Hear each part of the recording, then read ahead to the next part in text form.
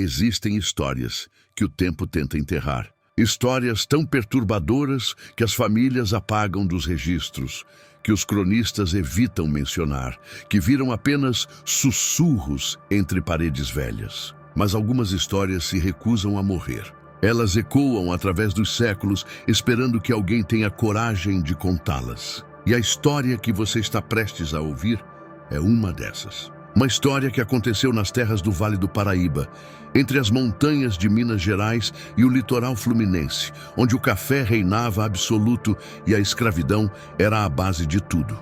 Uma história sobre a família Albuquerque. Uma história sobre fome. Não a fome que você conhece, mas algo muito, muito pior. Ano de 1839, a Fazenda Boa Esperança, propriedade do senhor de engenho Inácio Rodrigues de Albuquerque, erguia-se nas terras montanhosas próximas a Vassouras, no Rio de Janeiro. Uma propriedade isolada, cercada por mata atlântica densa de um lado e cafezais intermináveis do outro. A Casa Grande era uma construção imponente, mas havia algo nela que fazia os viajantes sentirem um arrepio inexplicável ao passar. Talvez fosse o silêncio pesado que pairava sobre o lugar. Ou talvez fosse a forma como os escravizados da região faziam o sinal da cruz sempre que alguém mencionava aquele nome. Albuquerque. Inácio de Albuquerque não era um senhor de engenho comum.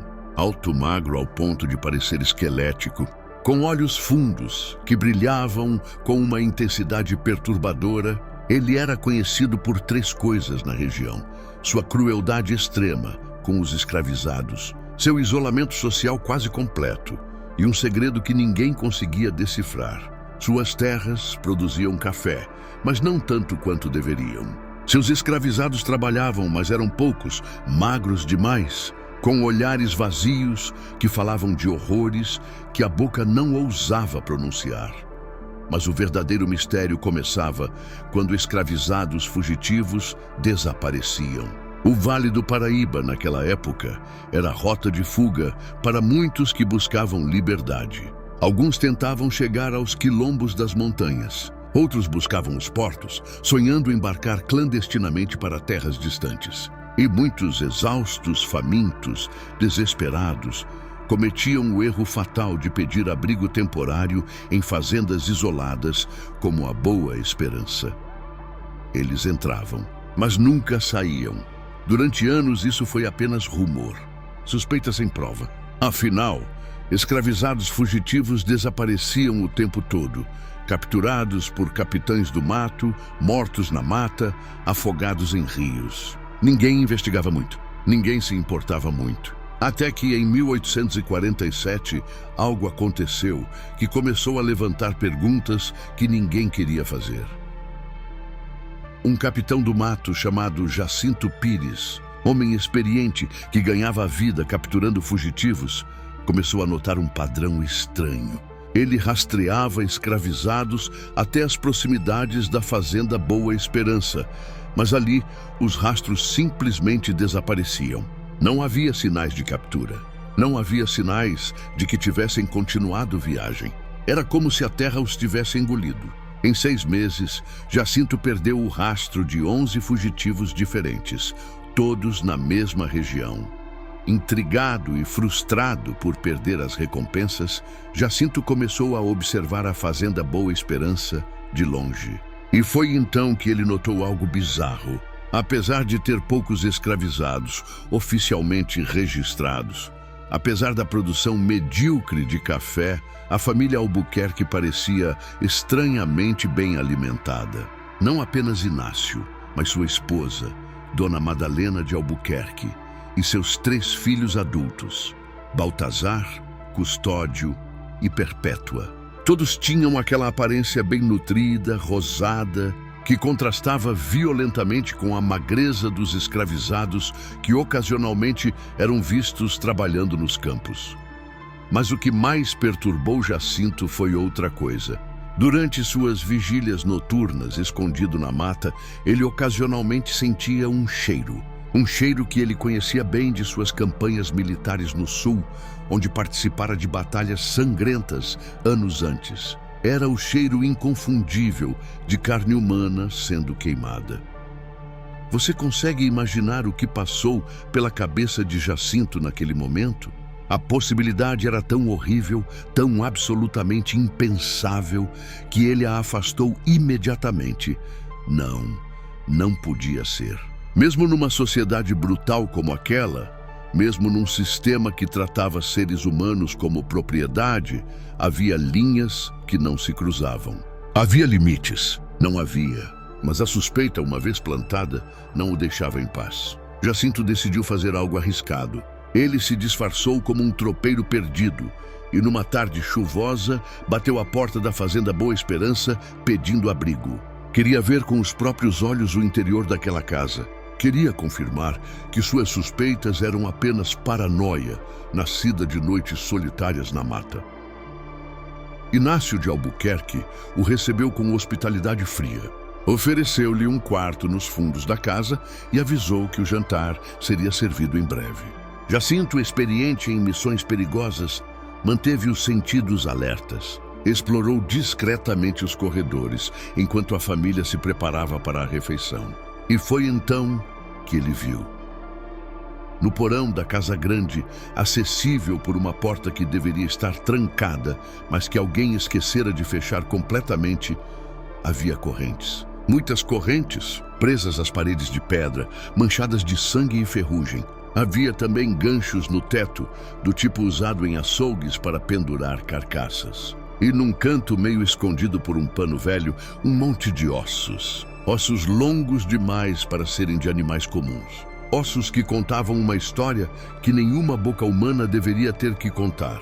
Jacinto subiu correndo daquele porão do inferno, o coração batendo tão forte que ele teve certeza de que todos poderiam ouvi-lo. Quando foi chamado para o jantar, ele se sentou à mesa da família Albuquerque com as mãos tremendo, tentando manter a compostura. Dona Madalena, uma mulher de cerca de 50 anos com olhos claros e vazios, serviu-lhe um ensopado aromático. A carne estava macia, bem temperada com ervas que ele não conseguia identificar. Inácio observava-o com aqueles olhos fundos e penetrantes. "Como está o ensopado, senhor tropeiro?" E perguntou com um sorriso que não alcançava os olhos. Jacinto forçou-se a comer algumas colheradas, cada uma descendo como chumbo em sua garganta. "Delicioso", mentiu ele. "Que tipo de carne é essa?" "Carne de caça", respondeu Inácio simplesmente. "Nós caçamos muito por aqui. As matas são generosas com quem sabe procurar." E então ele adicionou, com um brilho estranho no olhar, "especialmente com aqueles que vêm até nós." Jacinto entendeu naquele momento que sua vida estava em perigo. Ele inventou uma desculpa sobre precisar verificar seus cavalos no estábulo e nunca mais voltou. Fugiu naquela mesma noite, correndo pela mata escura como nunca correra antes. O gosto daquele ensopado ainda na boca, a náusea subindo pela garganta. Mas a quem ele poderia contar? Quem acreditaria numa acusação tão monstruosa? Um capitão do mato, homem de reputação duvidosa que ganhava a vida caçando seres humanos, acusando uma família de senhores de engenho respeitáveis de canibalismo? Ele seria rido, ou pior, acusado de calúnia e preso. Então Jacinto fez a única coisa que podia fazer. Começou a espalhar rumores discretos, a avisar escravizados fugitivos em quem confiava para evitarem aquela região. E marcar em seus mapas particulares a fazenda Boa Esperança com um símbolo que significava perigo de morte. E a procurar evidências mais concretas, algo que pudesse levar as autoridades sem se expor completamente. Mas a família Albuquerque era cuidadosa, extremamente cuidadosa. Durante anos, eles continuaram seu hábito macabro, sempre escolhendo vítimas que ninguém procuraria. Escravizados, fugitivos, viajantes solitários sem família, pessoas que já estavam fora dos registros oficiais da sociedade. Pessoas que, na lógica cruel daquela época, eram consideradas menos que humanas por muitos. E aqui está a parte mais perturbadora desta história. Eles não faziam isso por necessidade. A fazenda Boa Esperança, embora não fosse próspera, produzia comida suficiente. Eles tinham gado, porcos, galinhas. Podiam comprar carne no mercado. Não, isso não era sobre sobrevivência. Era sobre algo muito mais doentio. Baltazar, o filho mais velho de Inácio, tinha 28 anos quando tudo começou em 1839. Ele crescera numa fazenda vizinha até os 15 anos, quando algo aconteceu. Algo que a família nunca discutia abertamente. Houve um surto de febre amarela na região. Muitos morreram. A comida escasseou. E durante 3 semanas terríveis, isolados pela quarentena, sem provisões chegando, a família Albuquerque enfrentou a fome real. Foi nessa época que um escravizado velho morreu de causas naturais. Inácio, enlouquecido pela fome e pelo desespero, tomou uma decisão que transformaria sua família em monstros. Ele justificou dizendo que o homem já estava morto, que Deus já levara sua alma, que era pecado deixar a família morrer de fome quando havia carne disponível. O primeiro bocado foi o mais difícil. Depois ficou mais fácil. E depois, quando a quarentena acabou e a comida voltou a chegar, eles descobriram algo aterrorizante. Haviam desenvolvido um gosto, um desejo. Algo naquela carne proibida havia despertado uma fome que comida normal não conseguia mais satisfazer. Custódio, o filho do meio, tornou-se o açougueiro da família. Ele aprendera o ofício com um magarefe na juventude e agora aplicava aqueles conhecimentos de forma monstruosa no porão da casa grande. Perpétua, a filha, era quem escolhia as vítimas. Ela tinha um instinto terrível para identificar fugitivos desesperados, pessoas sem direção certa, aqueles que ninguém notaria se desaparecessem. Dona Madalena cozinhava. Ela desenvolvera receitas elaboradas, formas de temperar e preparar que disfarçavam a origem da carne. Ensopados com ervas fortes, carnes defumadas, linguiças bem temperadas. Ela se tornara perversamente orgulhosa de suas habilidades culinárias. Inácio, ele justificava tudo com uma teologia distorcida.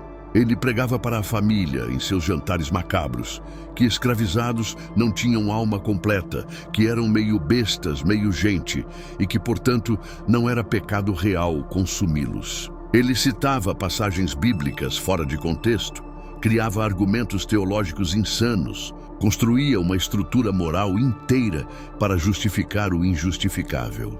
Durante 23 anos, de 1839 a 1862, essa rotina continuou.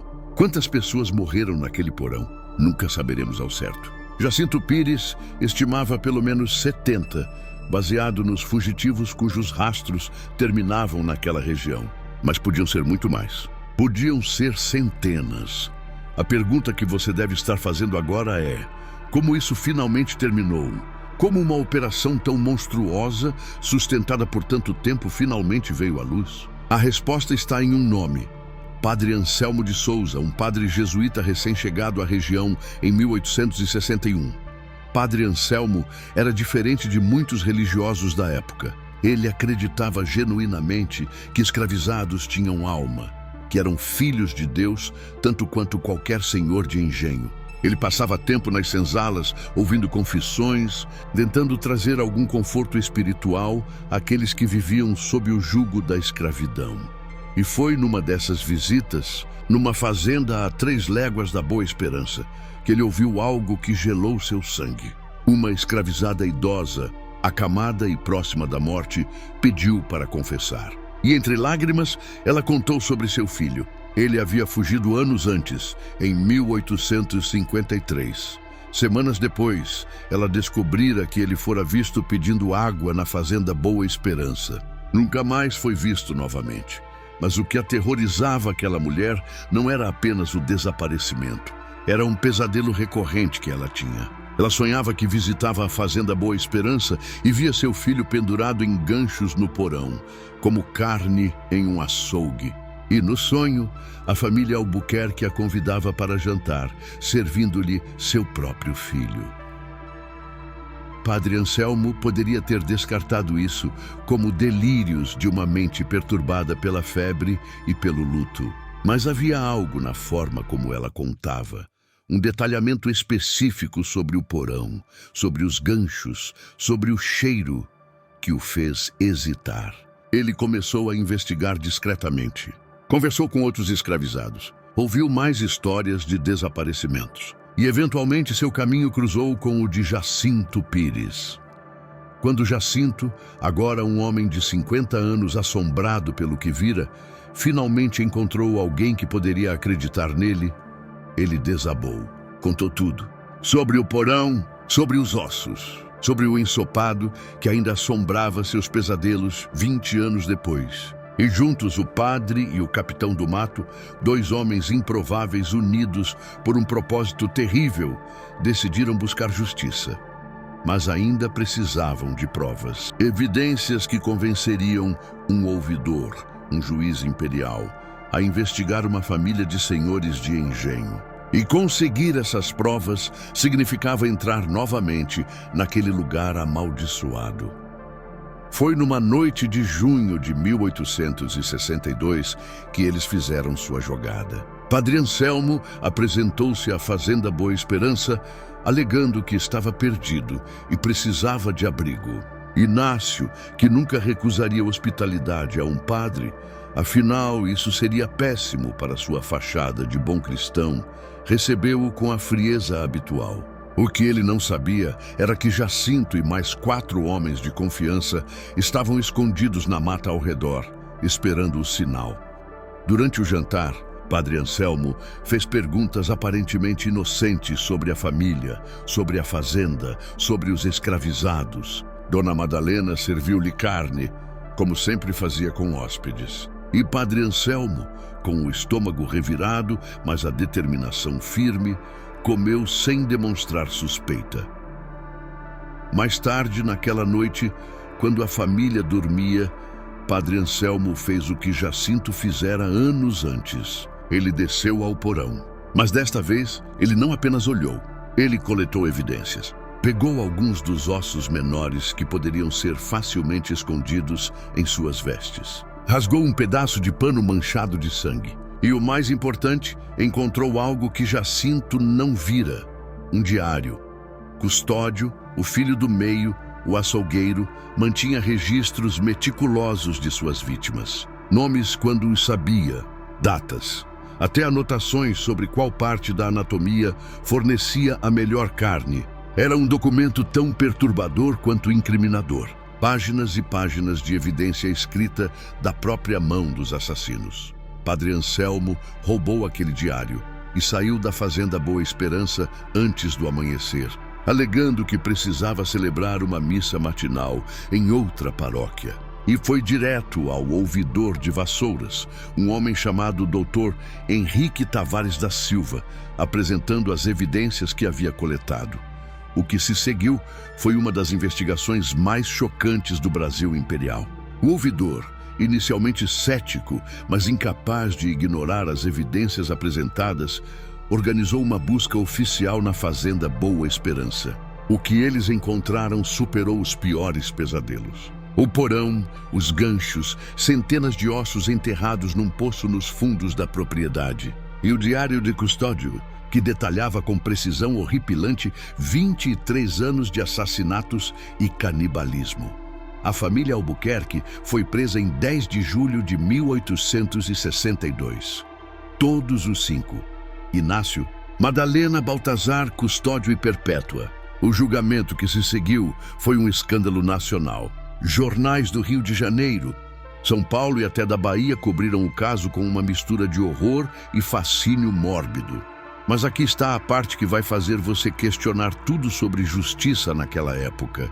Inicialmente, os advogados da família Albuquerque argumentaram que, como as vítimas eram escravizados fugitivos, propriedade de outras pessoas, o crime era primariamente de roubo e destruição de propriedade, não assassinato. Eles argumentaram que não havia lei específica contra canibalismo no Código Penal brasileiro da época. Portanto, tecnicamente, o pior crime que podiam ser acusados era a ocultação de cadáver e destruição de propriedade alheia.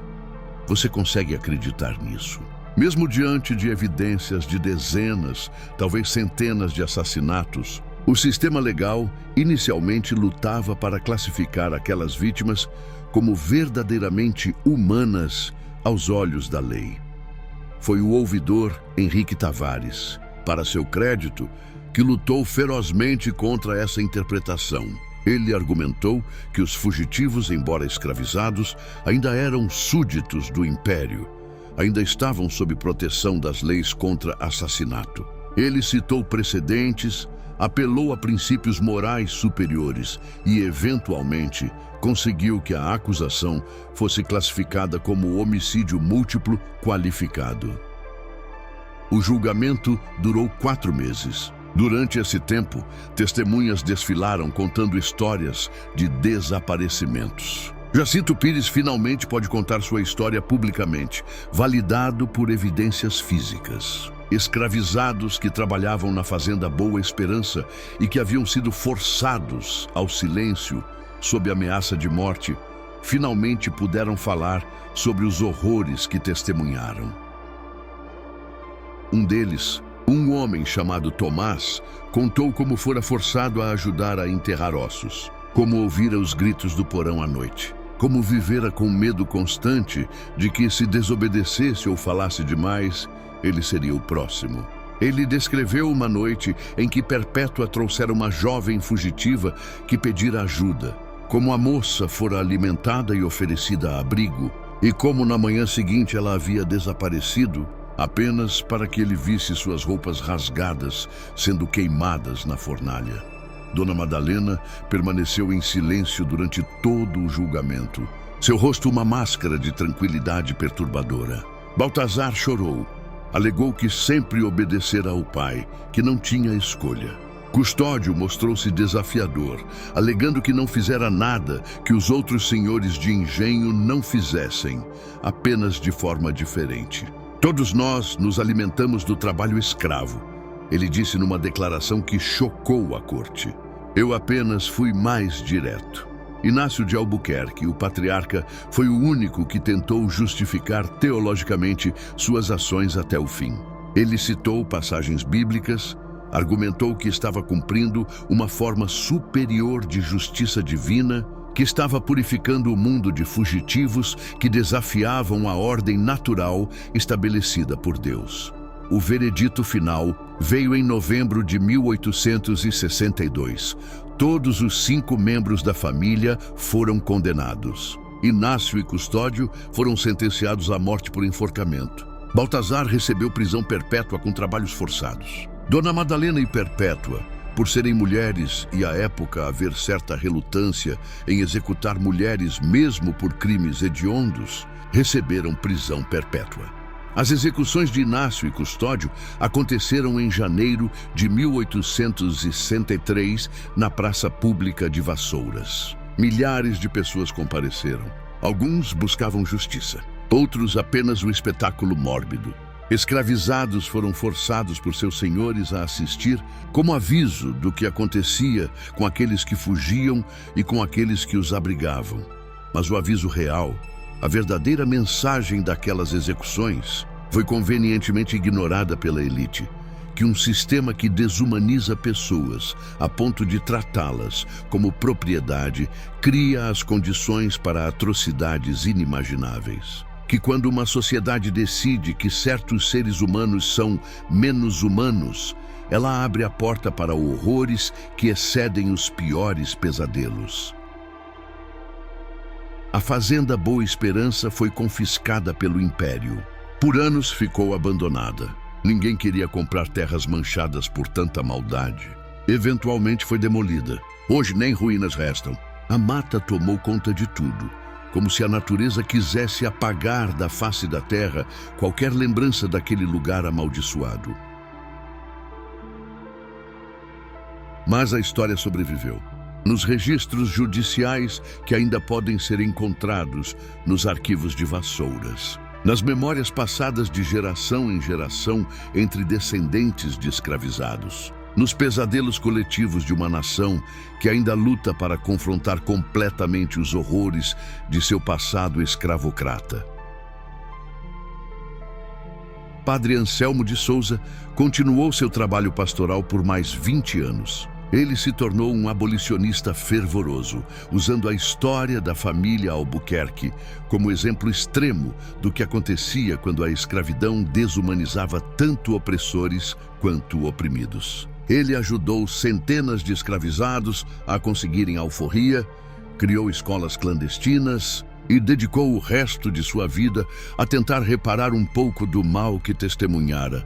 Jacinto Pires, o capitão do mato que iniciara a investigação, abandonou sua profissão após o julgamento. Ele não conseguia mais caçar fugitivos depois de ter visto o que podia acontecer quando eles caíam nas mãos erradas. Tornou-se guia de montanha, ajudando viajantes legítimos a atravessar as serras com segurança. Dizem que ele nunca mais conseguiu comer carne. O trauma daquele jantar na Fazenda Boa Esperança o perseguindo até a morte. Quanto às vítimas, quantos nomes perdidos, quantas histórias silenciadas, quantos sonhos de liberdade terminados naquele porão macabro.